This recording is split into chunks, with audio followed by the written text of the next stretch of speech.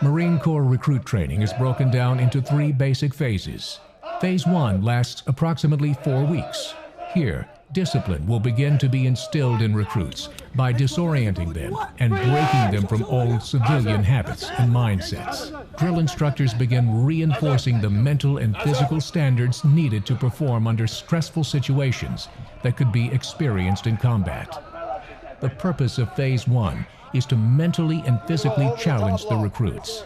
At this point, civilian habits are completely detrimental to training, so they are eliminated during this period through intense physical training, strict routines, discipline, and intense instruction. It is not a debate. It is not a debate. The process is designed to enable recruits to learn to survive in combat situations and to adapt and overcome any unexpected situation. One of the principal ideals learned during this period is that recruits are not to think of themselves as individuals. They are not permitted to use the first-person pronoun, I. Instead, recruits refer to themselves as this recruit, and all tasks are designed with teamwork in mind. Recruits are expected to conform to a standard that does not tolerate personal eccentricities. It is a fast-paced, intense period in the transformation of civilian to Marine. Close order drill is an important factor in recruit training and begins from their first formation on the yellow footprints. In the first phase, they learn all of the basic commands and movements, memorizing the timing through the use of cadence that helps synchronize a recruit's movements with the rest of his or her platoon. During Phase 1, recruits learn that their civilian bodies aren't good enough.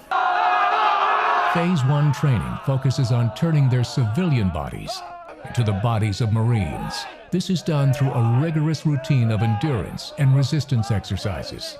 Running will build their cardiovascular endurance, and events like the circuit course will build muscle strength and stamina to forge them into the best shape of their lives.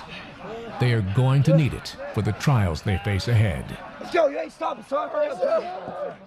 Recruits quickly learn that the Marine Corps demands the maximum effort in everything they do.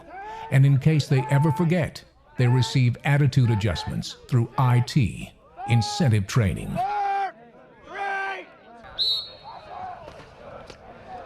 Pugil Sticks 1 introduces the recruit's first real chance to show some aggression. Pugil sticks are heavily padded poles recruits spar with to simulate rifle and bayonet combat. These weapons are an effective and safe way for recruits to develop the intensity, confidence, and combat techniques of a Marine. They will learn how to outmaneuver and overpower an opponent. For most recruits, Pugil Sticks training is the first physical combat they have ever experienced.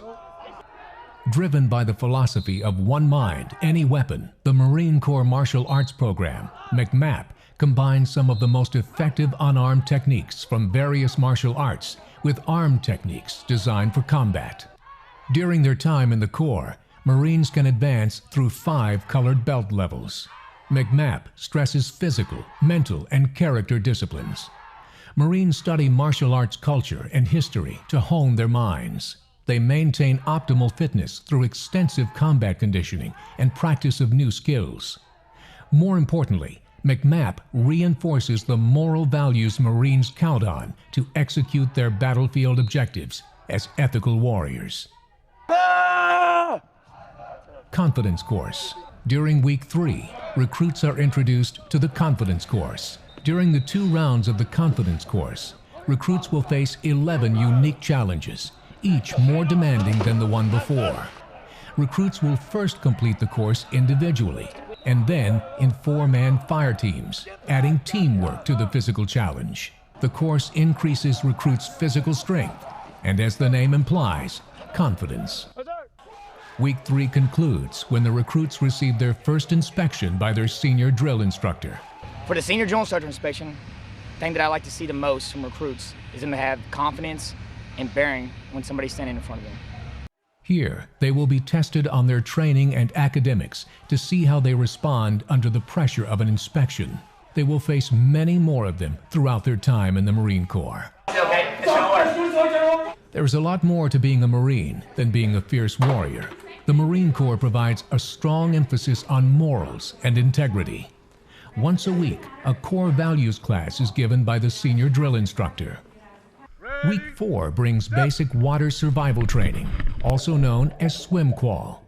The most common difficulty that we see here at the combat training tank is the recruits actually swimming with the gear that we provide for them. The recruits have a previous history of swimming, but when they put on all the gear, it's a little harder for them to cope. By definition, the Marine Corps is an amphibious assault force. Therefore, all Marine recruits are required to know how to survive in the water.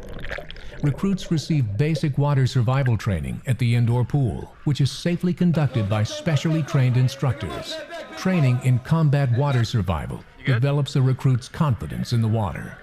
All recruits train in the camouflage utility uniform, but those upgrading may be required to train in full combat gear, which includes a rifle, helmet, flak jacket, and pack.